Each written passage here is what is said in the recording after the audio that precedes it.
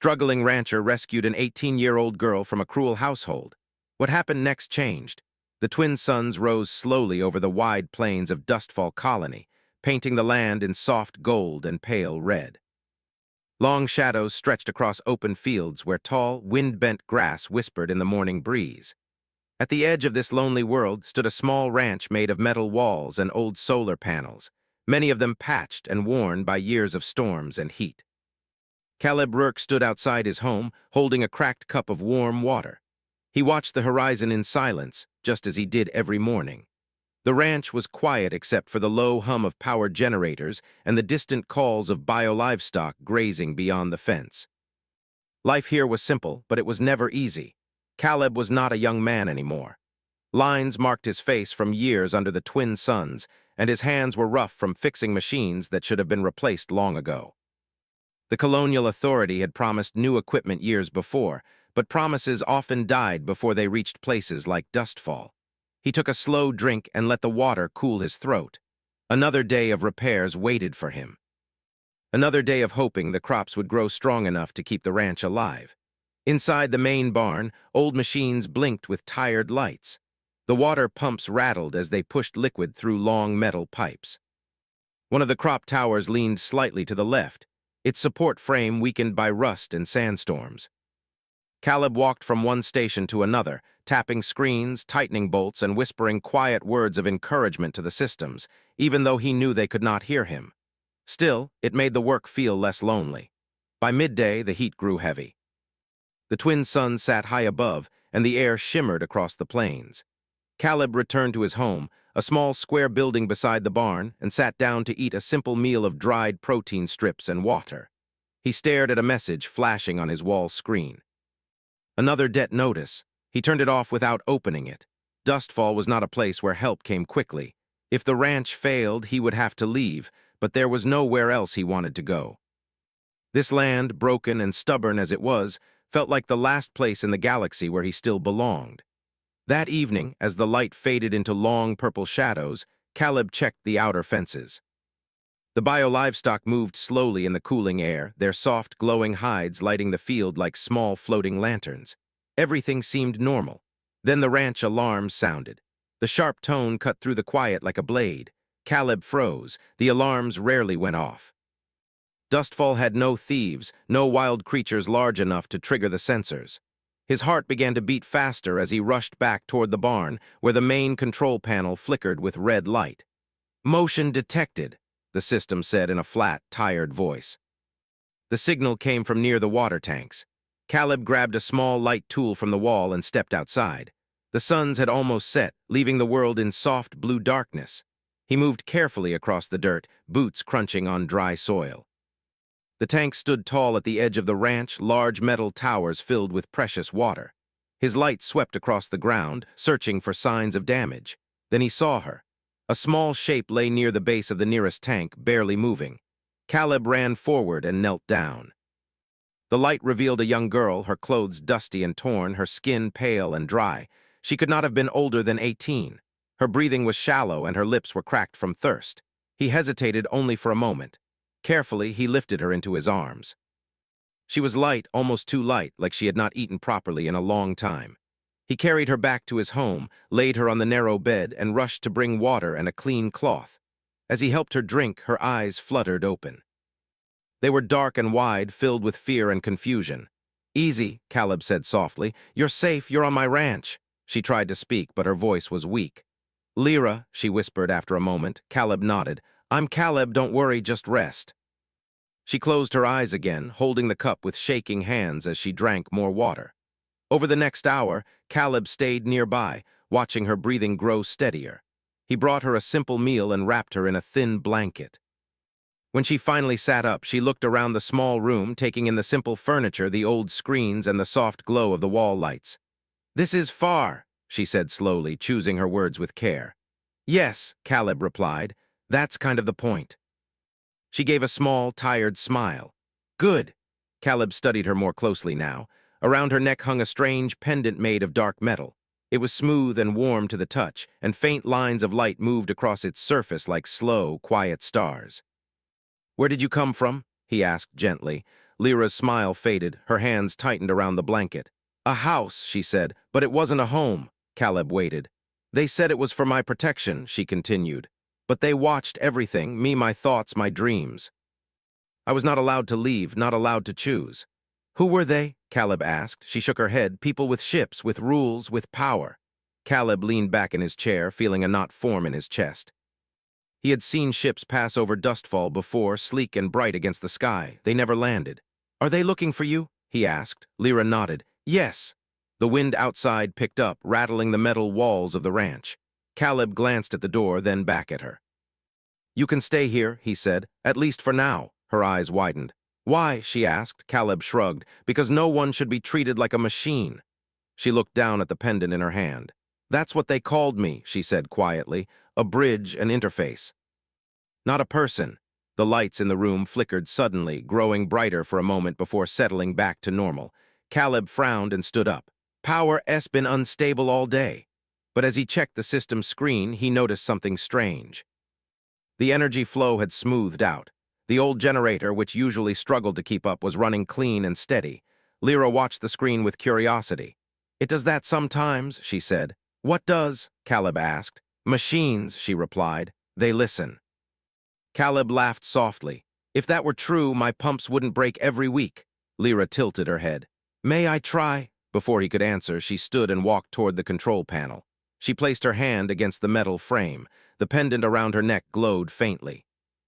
The screen shifted. Lines of code moved across it, reorganizing themselves in patterns Caleb had never seen before. The generator's hum deepened, becoming smooth and steady like a calm breath. Caleb stared. What did you just do? He asked. I asked it what it needed, Lyra said simply. Caleb rubbed the back of his neck. Machines don't need things. They do, she replied, just not the way people do. Outside, the wind died down. The ranch lights across the field grew brighter, spreading a warm glow over the grazing bio-livestock. Caleb stepped outside to check.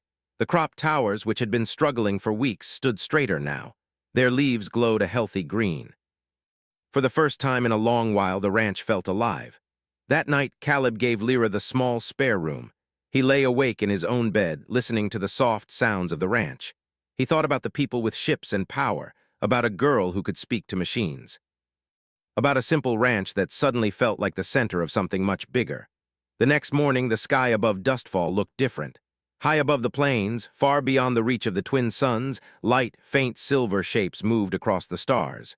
Ships.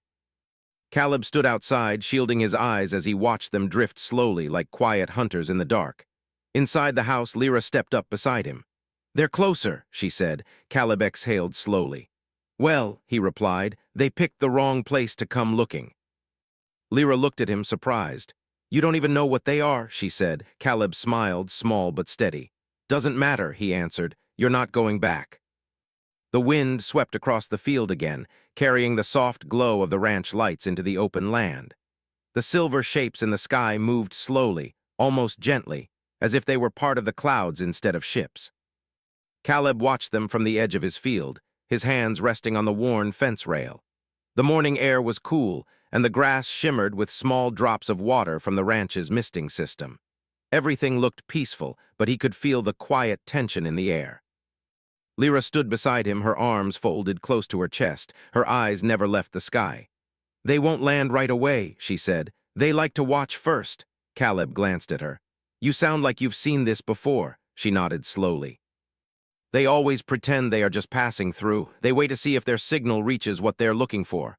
What kind of signal? Caleb asked. Lyra touched the pendant at her neck. This. Caleb looked at the dark metal again. In the soft morning light, the faint lines across it moved like slow rivers of light. Then why don't you take it off? Lyra shook her head. It's not just something I wear, it's part of me. They helped make it that way. Caleb frowned but didn't press her. Instead, he turned and started walking back toward the barn. Come on, standing out here won't help. If they're looking, we should keep things normal. Lyra followed him, her steps careful, like she was still learning how to walk in open space. Inside the barn, the air was warm and filled with the soft sounds of machines working. The pumps hummed smoothly, and the crop towers glowed with healthy green light. Caleb still found it strange how different everything felt after just one night. He checked the main control screen again. The power flow was steady. The water levels were higher than usual. Even the old fence system, which always glitched, showed a clean signal. Lyra stood nearby, watching quietly. "You really can talk to them?" Caleb said at last. "I don't talk the way you do," she replied. "I listen, machines speak in patterns, in needs, in balance." Caleb scratched his chin. "That sounds a lot smarter than most people I've met." Lyra smiled a little at that. They spent the morning working together. Caleb showed her how he repaired broken joints in the crop towers and how he cleaned the filters in the water system. Lyra watched closely, but when she touched the machines, she did it gently, like she was greeting an old friend. At one point, a small drone rolled out of its charging station and stopped near Lyra's feet. It had not moved on its own in years. Caleb stared. "That thing's been dead since the last sandstorm." Lyra knelt down and placed her hand near its sensor. The drone's light blinked, and it slowly rolled forward, then back like it was testing its own balance. Caleb let out a quiet laugh. "Guess it just needed a kind word." Lyra looked up at him. "So did I." The words hung in the air between them. Caleb didn't know what to say, so he just nodded and went back to work. Later that day, a soft sound echoed across the ranch. Not an alarm, but a distant hum. Caleb stepped outside and shaded his eyes. One of the silver ships had moved lower in the sky. It was still far away, but close enough to see its smooth shape clearly now. It reflected the twin suns, shining like a piece of the sky itself. Lyra joined him again. Her face had gone pale. "They found the signal," she whispered. Caleb took a deep breath. "Then we don't give them anything else to work with." He led her back inside and closed the heavy metal door. "Is there any way to hide it, that pendant?" Lyra thought for a moment. "Maybe, but it will take help." "From who?" Caleb asked. She looked around the ranch. "From everything." They went to the center of the barn, where the oldest machine on the property stood. It was a tall, round structure covered in faded markings, left behind by the first settlers of Dustfall. Caleb used it as a storage unit now. Lyra placed both hands against its surface and closed her eyes. At first, nothing happened. Then the air inside the barn began to feel warmer. The lights dimmed slightly. The machines around them grew quieter, as if they were listening. Lyra's pendant glowed brighter. "I need you to help me hide," she said softly, not just to Caleb, but to the ranch itself. The old structure responded with a low, deep hum. Lines of light appeared across its surface, matching the pattern on Lyra's pendant. Caleb stepped back, his heart beating fast. The floor beneath them shifted slightly. Panels moved, opening a small, hidden space beneath the structure. Lyra opened her eyes. "They can't see through this," she said. "Not easily." Caleb stared at the space. "I didn't even know this was here." "The first humans who came here built more than they told the authority about," Lyra said. "They like to keep secrets, just in case." Caleb helped her climb down into the hidden space. It wasn't large, but it was clean and warm, with soft light coming from the walls. "You can stay here if the ship comes closer," he said. "What about you?" she asked. Caleb smiled. "I'll be right above you, pretending to be a boring old rancher." Lyra laughed quietly. "You're not boring." A few hours later, the hum outside grew louder. The silver ship was now low enough that its shadow passed over the fields. Caleb stood outside, leaning on his fence like he always did. He waved at the sky, just for show. A smooth voice came from a small floating device that drifted down in front of him. "Rancher Caleb Rourke," it said. "We are conducting a routine survey of this region. Have you observed anything unusual?" Caleb squinted at the device. "Define unusual." The device paused. "Any unknown persons, any strange signals, any disruptions in your systems." Caleb shrugged. "My water pump squeaks sometimes. That count?" Another pause. "We are receiving a faint energy pattern from this area," the voice said. "It matches a known profile." Caleb leaned closer to the device. "This place is old. First settlers left all kinds of junk behind. Maybe that's what you're picking up." The device floated higher, scanning the barn and fields. Caleb felt sweat on his neck, even though the air was cool. After a long moment, the voice spoke again. "We will continue our survey." The device rose back into the sky and disappeared into the silver ship. The ship hovered for another hour, then slowly began to move away. Only when it was a small dot in the distance did Caleb finally relax. He went back into the barn and opened the hidden space. Lyra climbed out, her legs a little shaky. "They didn't see me," she said, relief in her voice. "Not today," Caleb replied. They sat together on a wooden crate, letting the quiet return to the ranch. "Why do they want you so badly?" Caleb asked. Lyra looked down at her hands. Because I can help control things they don't fully understand, big systems, star paths, communication lines between worlds. That sounds important, Caleb said. It is, she replied. But they don't want me to choose how I use it, they want to decide for me. Caleb nodded slowly. That never ends well. Lyra looked up at him. Why are you helping me? Caleb thought for a moment. Because I know what it feels like to be small in a big system, to be just another number on a screen. Lyra smiled. You're more than that. The sun began to set again, painting the sky in soft colors. As they watched the light fade, a quiet message appeared on the barn's main screen.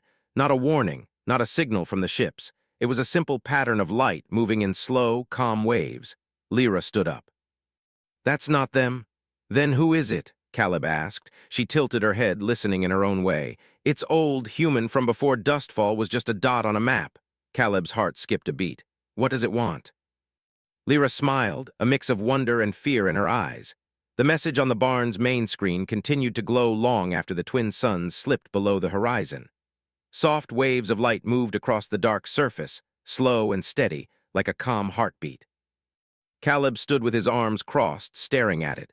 That thing's been here longer than I have, he said, and it's never done anything like this before. Lyra stood close to the screen, her head tilted slightly, her eyes following the moving pattern. It's not just a machine, she said. It's part of something else, something buried. Buried where? Caleb asked. Lyra closed her eyes for a moment. Under us, deep under the ranch. Caleb let out a small laugh. You're telling me there's something important under my fields and nobody bothered to mention it. The first settlers didn't like to leave clear maps, Lyra replied. They wanted some things to stay hidden unless they were truly needed.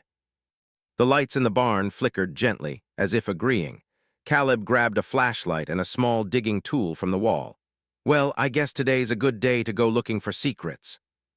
They walked across the fields toward the oldest part of the ranch, where the ground dipped slightly near a line of cracked stone slabs. Caleb had always thought it was just part of the natural land. Lyra stopped in front of one slab and placed her foot on it. This is it, she said. Caleb knelt down and brushed away dust and dry grass. The stone was smoother than it looked, with faint lines carved into it, almost invisible unless the light hit them just right. Give me a second, he said. He used the digging tool to clear more dirt around the edges. The slab shifted with a low, quiet sound, revealing a dark opening beneath it. A cool breath of air rose from below. Caleb shined his flashlight into the hole. A narrow metal ladder led down into darkness. Well, he muttered, that's not something you build by accident. Lyra smiled, her eyes bright. They were very careful people. They climbed down slowly, the air growing cooler with every step. The ladder ended in a wide, circular room made of smooth metal walls. Soft lights turned on as their feet touched the floor. The space was clean, untouched by time. Screens lined the walls, dark but waiting. In the center of the room stood a tall column with a glowing panel. Caleb turned in a slow circle. I've been living on top of this for years. Lyra walked to the central column and placed her hand on the panel. The light brightened and the screens around the room came to life. Images appeared, old ships, early settlers. People working together to build small colonies under strange skies. Caleb recognized the Dustfall plains in some of the pictures, but they looked different. New, full of fresh buildings and clean machines. These are records, Lyra said softly. Human records. A voice filled the room, calm and steady. This archive was created for those who would come after us, it said. If you are hearing this, then humanity still walks among the stars. Caleb felt a strange tightness in his chest. The voice continued. We learned early that not all who explore the galaxy wish to share it. Some wish to shape it, to control it. We chose a different path. The screens showed humans working with advanced systems, touching machines, guiding energy flows, opening star paths without weapons or force. They were like you, Caleb said, looking at Lyra. Lyra nodded. They were the first ones, the ones they tried to forget. The voice spoke again. We discovered that some humans can connect with technology in ways no other species can, not by command, but by understanding.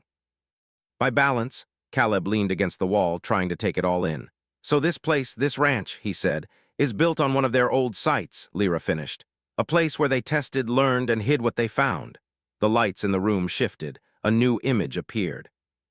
It showed a symbol that matched the lines on Lyra's pendant. That's me, she whispered. The voice softened. If you carry this mark, then you are not alone. You are part of a long line of humans who choose to listen instead of rule. Caleb looked at Lyra. They told you something very different, didn't they? She nodded.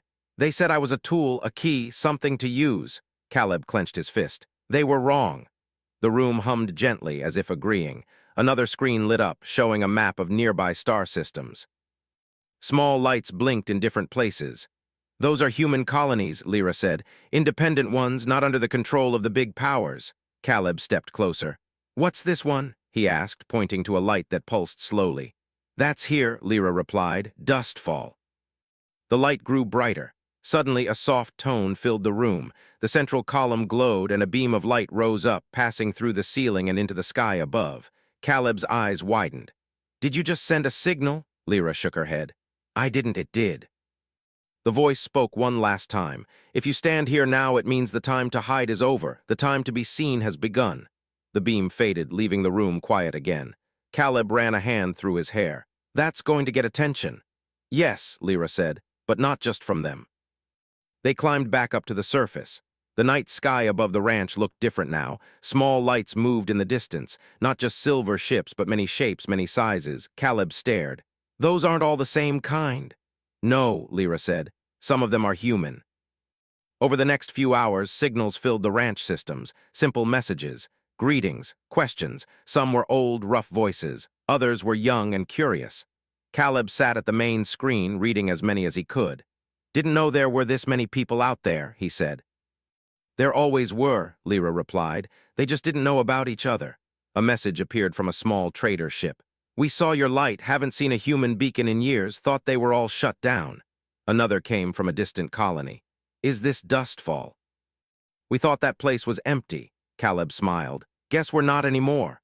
But even as the messages came in, another signal appeared on the edge of the screen. Sharp, clean, official. Lyra's face went pale.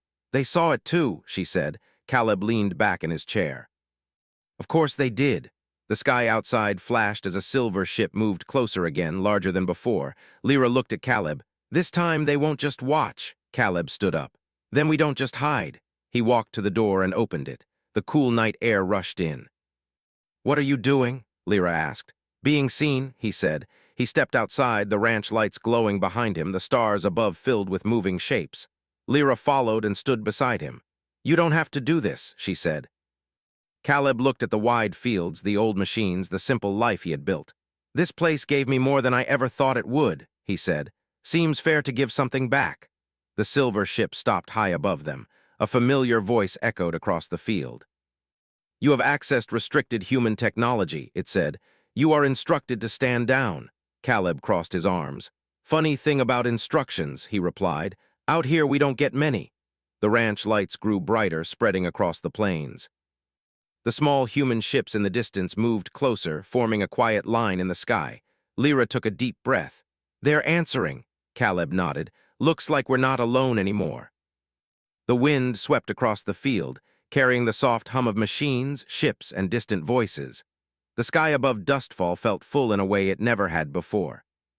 Where there had once been only empty space and the slow movement of distant stars, now there were shapes and lights and quiet motion.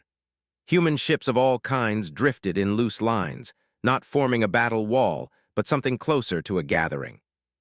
Some were small trading vessels with faded paint and blinking lights. Others were old colony transports, wide and slow, built for carrying families instead of cargo. Caleb stood in the field with Lyra beside him, the soft glow of the ranch lights spreading across the grass around their boots. The silver ship hovered above them, smooth and silent, like a cold eye in the sky. The voice came again, clear and calm. You are creating unnecessary attention, it said. This region is under survey control. You are instructed to deactivate the signal and return the marked individual. Lyra's hand trembled slightly at her side. Caleb noticed and shifted closer, not touching her, but close enough to remind her she was not alone. Caleb lifted his chin and spoke toward the sky. This region is my ranch, he said, and she's my guest. There was a pause. Your authority does not extend beyond your property, the voice replied. Caleb nodded. That's fine, I'm not trying to run the stars, just my land. The human ships in the distance moved a little closer, not fast, not in a rush. Just steady, like people stepping forward to be seen. A message appeared on Caleb's barn screen, which was still open behind them.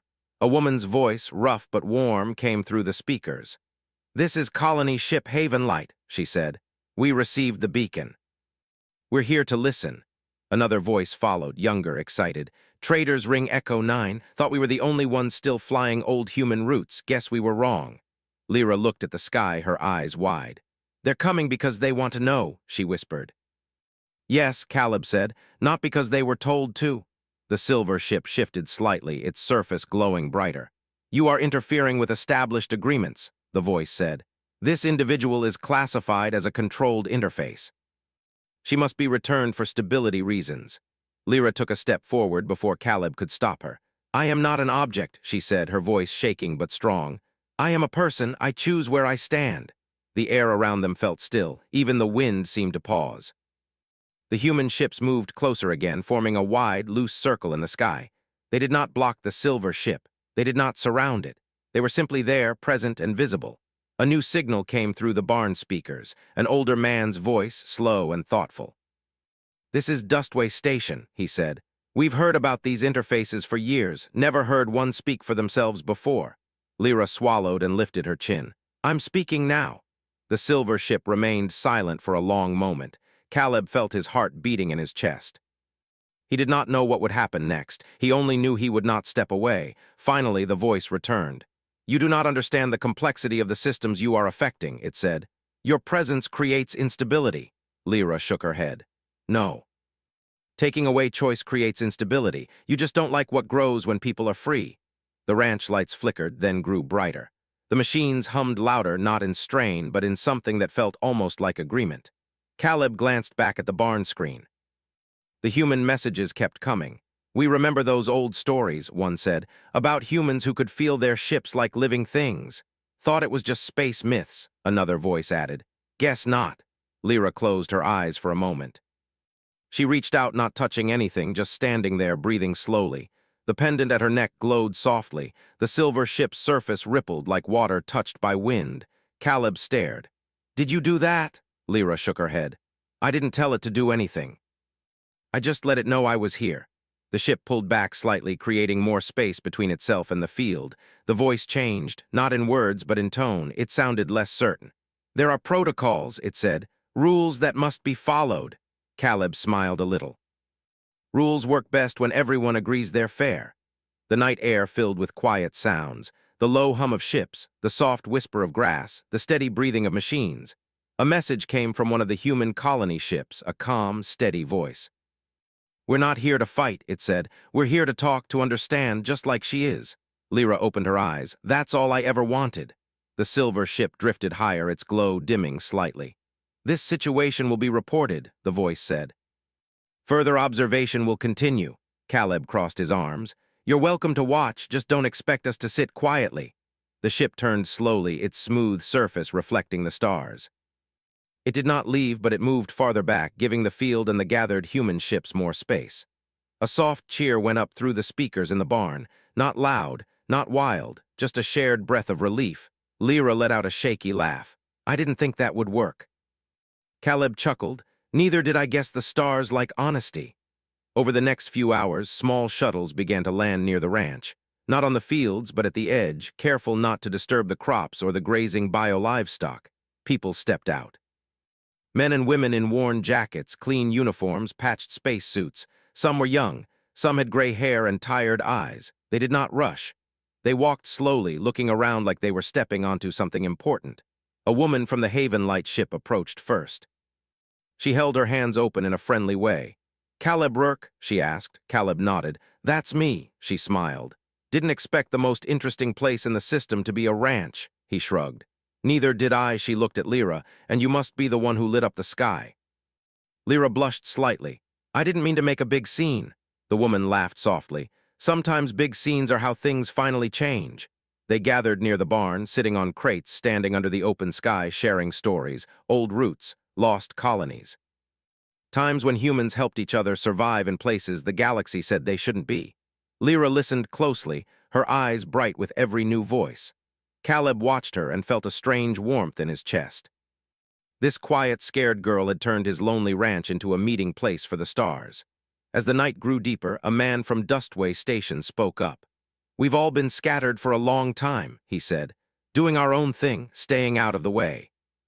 Maybe it's time we started talking to each other again." Lyra nodded. "That's what the archive wanted, for us to remember we're not alone." Caleb leaned back against a fence post. "Never thought I'd help start something like that." The group laughed gently. Above them, the human ships held their positions, lights steady and calm. The silver ship stayed farther away now, watching but not pressing forward. Lyra stepped away from the group and walked a few steps into the field. Caleb followed her. "Are you okay?" he asked. She nodded. "I'm just trying to understand this. I ran away because I wanted to be small, invisible, and now," she gestured at the sky. "Now I feel bigger than I ever have." Caleb smiled. "Funny thing, being small doesn't mean you don't matter. Sometimes it just means you're closer to the ground where things actually grow." She laughed at that. They stood in silence for a moment, watching the stars and the ships and the quiet lights of the ranch. A soft signal appeared on the barn screen again. The same old human pattern of light from before. This time it spread out, reaching toward the other ships. Lyra felt it and smiled. "It's connecting them, sharing what it knows." Caleb nodded. "About time." The night passed with quiet talk and shared food from ship kitchens and ranch stores. No one made plans for the future. No one gave speeches. They just listened to each other.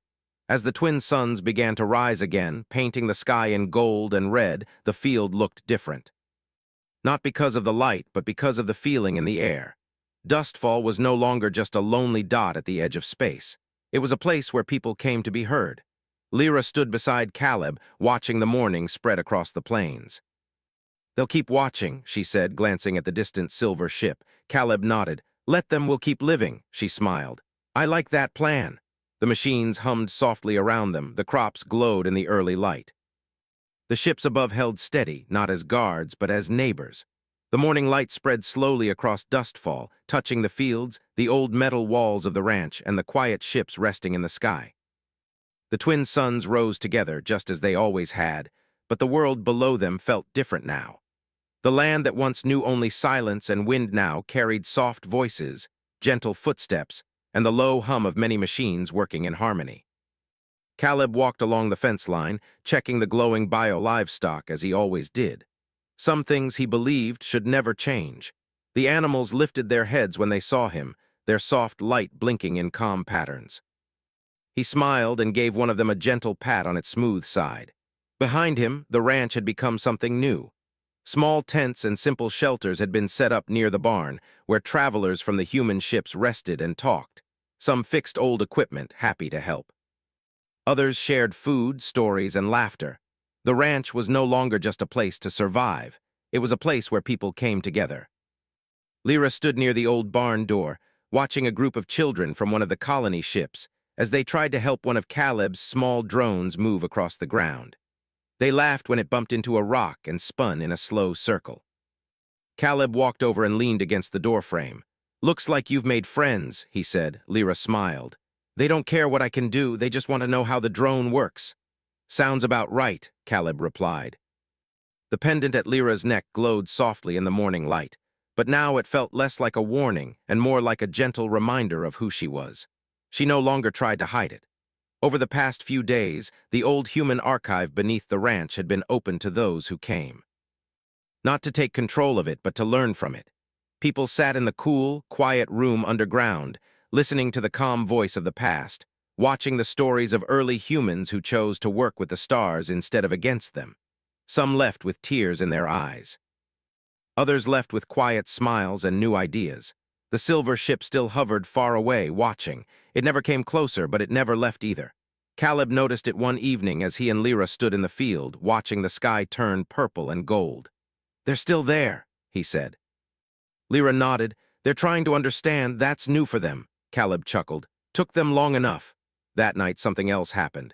A small human ship landed near the far edge of the ranch. It wasn't like the others. Its paint was clean and its lights were bright. A man stepped out dressed in a simple uniform. He walked slowly, hands visible, and stopped a few steps away from Caleb and Lyra.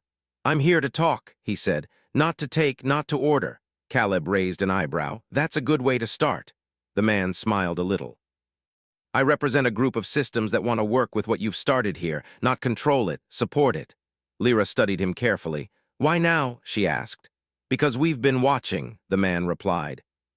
And for the first time we saw humans choose connection instead of silence. It reminded us of who we were supposed to be. Caleb crossed his arms. "So what are you offering?" "Resources," the man said. "Ships for travel, communication lines. Places where people like her can go freely and learn without being watched or used." Lyra felt her chest tighten. "You mean others like me?" The man nodded. "We believe there are more. We want them to find this place, not as a hiding spot, but as a beginning." Caleb looked out at his fields, his old machines, his quiet home that had somehow become the center of something much larger. "This was never meant to be anything special," he said. "Sometimes," the man replied, "special places don't know what they are until people show up." Lyra stepped forward. "If we do this, it has to stay open, no walls, no rules about who gets to speak." The man nodded. "Agreed." The news spread quickly. More ships arrived, not in a rush, but with purpose. They came to learn, to share, to help build something that did not belong to any one system or power. Caleb's ranch grew beyond its fences. New buildings rose slowly, made from simple materials and old ship parts. A wide, open hall was built near the barn, where people could gather, talk, and listen to stories from across the stars. Lyra spent her days helping others understand how to listen to machines the way she did. She never told them what to do. She only showed them how to pay attention. Some learned quickly, some struggled, but all of them left with a deeper respect for the tools and systems that carried them between worlds. One afternoon, a young pilot approached her, holding a small navigation unit. "I think it's scared," he said, half joking. Lyra smiled and placed her hand near it. "It's just confused," she replied. "It's never been this far from home." The pilot blinked. "You're kidding, right?" Lyra laughed. "Maybe, but it doesn't hurt to be kind." The unit's screen cleared and a clean path appeared. The pilot stared. "Okay, that's a little scary." "Or a little wonderful," Lyra said. Caleb watched from a distance, shaking his head with a smile. "Still don't know how you do that," he said when she walked back to him. "I don't either," she replied. "I just listen." As weeks passed, Dustfall became known across human space as a place of meeting, not power.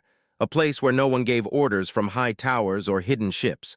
A place where people sat on crates and grass and talked face to face. The silver ship finally moved one day. It didn't leave the system, but it came closer than ever before. A message came through the ranch speakers, the same calm voice, but softer now. "We are observing a change," it said. "Your methods are different." Caleb crossed his arms. "Different doesn't mean wrong." There was a pause. "We are beginning to understand that," the voice replied. Lyra stepped forward. "You don't have to be afraid of what you don't control," she said. "You can be part of it instead." The ship's lights dimmed slightly, then steadied. "We will continue to observe," the voice said, "but we will not interfere." Caleb let out a slow breath. "That's all we ever asked." That evening, as the sun set and the stars filled the sky, a quiet celebration took place near the barn. There was simple food, soft music from an old speaker, and laughter that drifted across the fields. Caleb sat on a crate watching Lyra talk with a group of travelers. She looked different now, not smaller, not afraid. She stood tall, her voice clear, her eyes bright. A woman from one of the colony ships sat beside him. "You ever think about leaving?" she asked. "Seeing what's out there?" Caleb looked at the sky, then back at his ranch. "I think I already did," he said. "It just came to me instead." She smiled. "Fair enough." Later, when the night grew quiet again, Caleb and Lyra walked out into the fields. "Do you ever miss it?" Caleb asked. "Before all this?" Lyra thought for a moment. "I miss being invisible sometimes," she admitted. "But I don't miss being alone." Caleb nodded. "That makes sense." They stopped at the fence and looked out at the stars. Human ships glowed softly in the distance, not like guards or watchers, but like neighbors keeping their lights on. "Do you think it will last?" Lyra asked. Caleb smiled. "Nothing lasts forever. But some things last long enough to matter." She smiled back. The machines hummed gently around them. The crops swayed in the night breeze. The ranch, once forgotten and fading, now stood as a quiet bridge between worlds. Caleb Rourke, just a simple rancher, had never wanted to change the galaxy. He had only wanted to do the right thing.